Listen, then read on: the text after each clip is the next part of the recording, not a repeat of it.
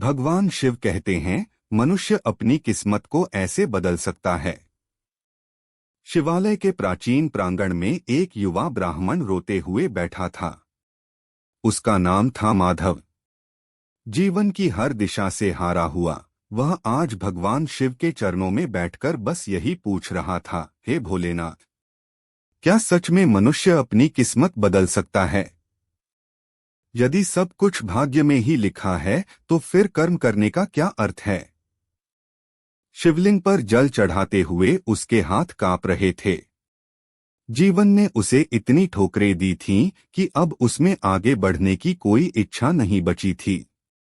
माँ बाप नहीं रहे, नौकरी हाथ से निकल गई और जिनसे प्रेम किया उन्होंने ठुकरा दिया। माधव ने आंखें मूंद लीं और शिवजी से कहने लगा, भगवान, अगर मेरी किस्मत में केवल दुख है तो मैं क्यों जीऊं? आप ही कहिए, क्या कोई भी व्यक्ति अपनी नियति को बदल सकता है? हवाओं में अचानक एक हल्का सा कंपन हुआ। मंदिर की घंटियां बिना किसी छेड़ के स्वयं बस उठीं। माधव ने आंखें खोलीं और देखा कि शिवलिंग से एक दिव्य प्रकाश निकला। कुछ क्षणों में वह प्रकाश एक स्वरूप में बदल गया।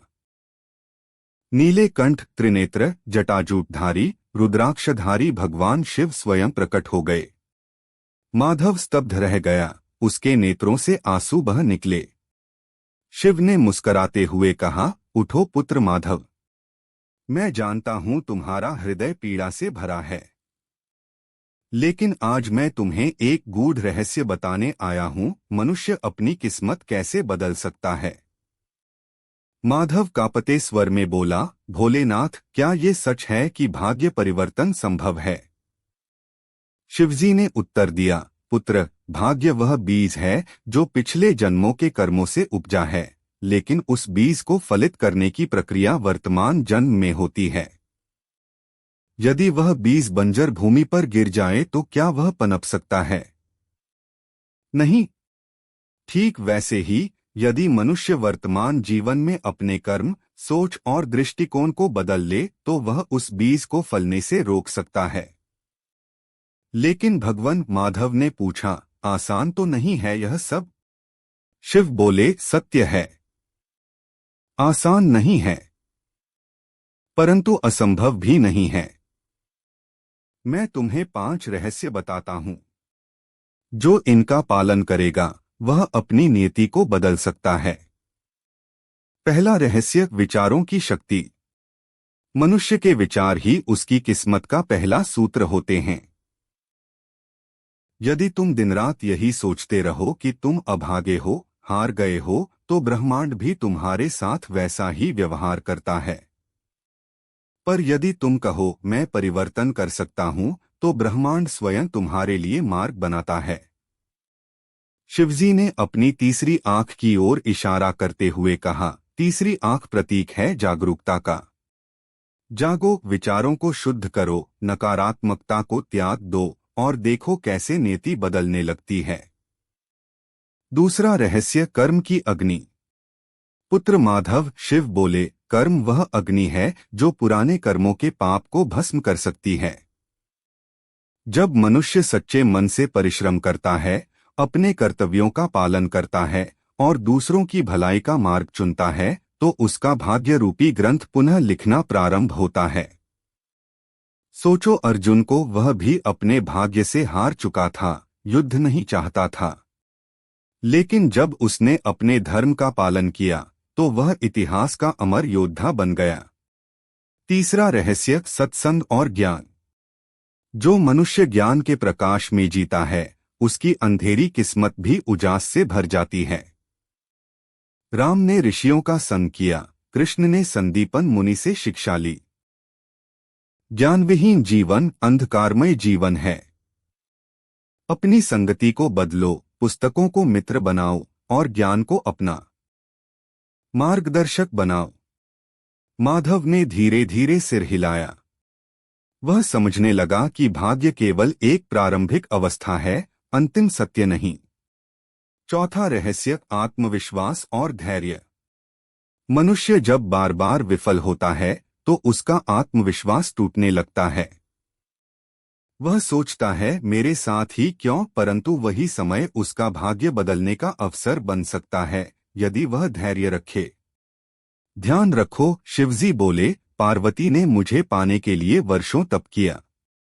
वो हार सकती थीं, लेकिन उन्होंने विश्वास नहीं खोया और अंततः वह मेरी अर्धांगिनी बनी। यदि उन्होंने हिम्मत छोड़ी होती तो क्या यह संभव था? पांचवा रहस्य, भक्ति और समर्पण। सबसे बड़ा रहस्य यह है, पुत्र, जब मनुष्य स्वयं को ईश्वर के चरणों में समर्पित कर देता है, तब ईश्वर उसके भाग्य का पहिया स्वयं चला देते हैं। भक्ति मात्र पूजा नहीं, यह पूर्ण समर्पण है। तुम्हारे हृदय में जितनी सच्चाई होगी, उतनी ही तेज गति से भाग्य बदलेगा। मेरे नाम का जाप, ईमानदारी और निष्कलंक प्रेम, यही सबसे प्रभावशाली उपाय हैं। अब शिवजी ने अपनी बात पूर्ण की। माधव की आंखें चमक उठीं। उसने कहा, भगवन, तो क्या मेरे लिए भी आशा है? शिव मुस्कराए, तुमने जो प्रश्न किया वही तुम्हारे जागरण का आरंभ है। आज से तुम इन 5 रहस्यों को जीवन में उतारो। देखना, कुछ ही महीनों में तुम्हारी दिशा बदल जाएगी। वह भाग्य जो पत्थर बना हुआ था, अब पिघलने लगेगा। फिर शिवजी अंतर्ध्यान हो गए। माधव कुछ क्षण तक मौन खड़ा रहा, फिर उसने शिवलिंग को स्पर्श कर प्रणाम किया और प्रण किया, आज से मैं अपने भाग्य को बदलूंगा। मैं विचारों की शक्ति, कर्म की अग्नि, ज्ञान का प्रकाश, आत्मविश्वास और शिव भक्ति से अपने जीवन को नया रूप दूंगा। कुछ वर्षों बाद एक बड़े शहर के मंदिर में सैकड़ों लोग एक युवा संत को सुनने के लिए इकट्ठा हुए थे। उस संत का नाम था स्वामी माधव।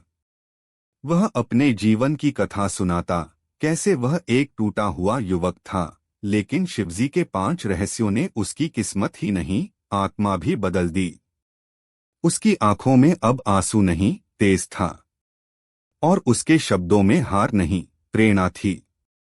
वह कहता, भगवान शिव कहते हैं, भाग्य अगर पत्थर है तो कर्म उसकी छेनी है। अगर नीति अंधकार है तो भक्ति उसका दीपक है।